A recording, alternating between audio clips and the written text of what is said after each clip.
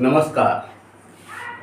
राष्ट्र शक्ति के वंदन के साथ आज मैं एक ऐसी लघु कथा आपके साथ शेयर करने जा रहा हूँ जो कि सच्चाई पर आधारित है और इसका शीर्षक भी है सच्चाई की राह। प्रस्तुत है। जब मेरा जन्म हुआ तब तक मेरा परिवार निर्धनता की श्रेणी में आ चुका था। पिताजी उस समय एक शुगर फैक्ट्री में फिटर की हैसियत से कार्य कर रहे थे।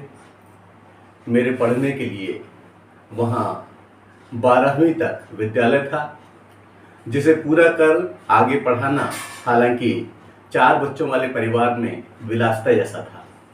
लेकिन मेरे माता पिता ने जीवटता का परिचय दे मुझे आगे पढ़ाने का निश्चय किया। अपने स्नातक अध्ययन के दौरान कुछ धनार्जन कर परिवार का सहयोग करने की इच्छा बलवती हुई। तमाम प्रयास के बाद भी आय का कोई निश्चित साधन नहीं बन पा रहा था और मैं परेशान था। काफ़ी कुछ चिंतित रहने लगा और एक दिन मैं अत्यधिक चिंता से व्यथित फैक्ट्री कॉलोनी में अपने दरवाजे पर मूढ़ा डाले बैठा था। अचानक मुझे अपने एक परिचित का ध्यान आया जो गलत तरीके से चोरी, डकैती व ठगी के माध्यम से पैसे कमा रहा था और हमेशा उसकी जेब रुपयों से भरी रहती थी। मैं उसके साथ काम करने के लिए उससे बात करने की सोचने लगा। तभी मेरे से एक घर पहले रहने वाले मेरे इंटरमीडिएट वाले प्रधानाचार्य जी का आगमन हुआ। उन्होंने मुझे चिंतामग्न देखा और अपने पास बुलाया और परेशानी का कारण जानना चाहा। मैंने सच सच जो मेरे मन में आ रहा था सब कुछ उन्हें बता दिया। उन्होंने मुझे अपनी बैठक में बैठने का आदेश दिया। वे इस तरह के प्रधानाचार्य जी थे जो कि उस समय बहुत सख्त माने जाते थे, लेकिन उन्होंने प्यार से मुझे अपनी बैठक में बिठाया।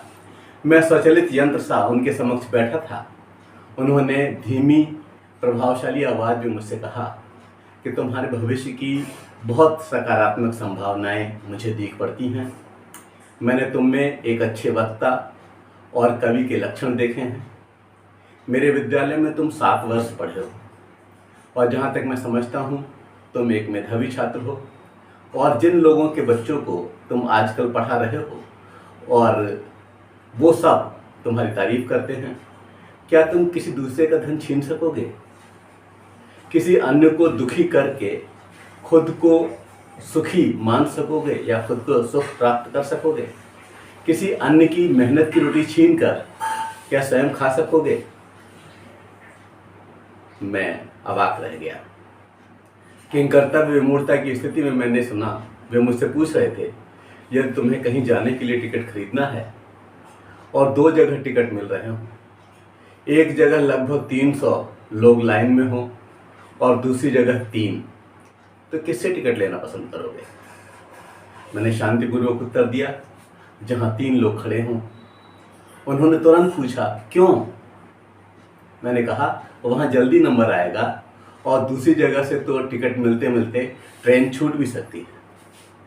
प्रधानाचार्य जी मुस्कुराए। मुझे उनकी वो मुस्कुराहट आज तक याद है और बोले, यहाँ चोरों, डकैतों, ठगों, भ्रष्टाचारियों, बेईमानों और दुष्टों की बहुत लंबी लंबी पंक्तियाँ लगी। यदि उस लाइन में लग गए तो इस जन्म में तो तुम्हारा नंबर आ पाएगा, इसमें मुझे संशय है। दूसरी ओर सत्यनिष्ठ, ईमानदार और कर्तव्यनिष्ठ लोगों की लाइन बहुत छोटी है, जहाँ तुम सच्चाई और लगन से अपनी पहचान बना सकते हो। उन्होंने बताया कि एक बार इंदिरा गांधी ने भी कहा था। क्या कहा इंदिरा गांधी ने? कि मेरे दादाजी ने एक बार मुझसे कहा था कि दुनिया में 2 तरह के लोग होते हैं, वो जो काम करते हैं और जो श्रेय लेते हैं। उन्होंने मुझसे कहा कि पहले समूह में रहने की कोशिश करो, वहाँ बहुत कम प्रतिस्पर्धा है। उन्होंने यह घटना श्रीमती इंदिरा गांधी की मुझे सुनाई। प्रधानाचार्य जी की बातों ने मेरी तंद्रा तोड़ दी थी। मुझे लग रहा था कि किसी ने झकझोर कर मुझे जगा दिया हो। उसी दिन से मैंने सच्चाई और कर्तव्य परायणता का जो पाठ सीखा, उसी की बदौलत आज कई विषय में स्नातकोत्तर, एमएड, नेट, पीएचडी आदि करके एक प्रतिष्ठित पीजी कॉलेज में, एक महाविद्यालय में प्रधानाचार्य के पद पर कार्यरत हूँ। और मेरी कविताएं व वाद विवाद परिक्षेत्र में जीता गया स्वर्ण पदक मुझे अपने प्रधानाचार्य जी द्वारा बताई गई सच्चाई की राह पर चलने की अनवरत प्रेरणा देते हैं। आज भी मैं उनका नमन करता हूं और यही चाहता हूं कि आने वाली पीढ़ी भी शॉर्टकट ना अपनाए और सच्चाई के इस पथ पर आगे बढ़े। धन्यवाद। जय हिंद, जय भारत।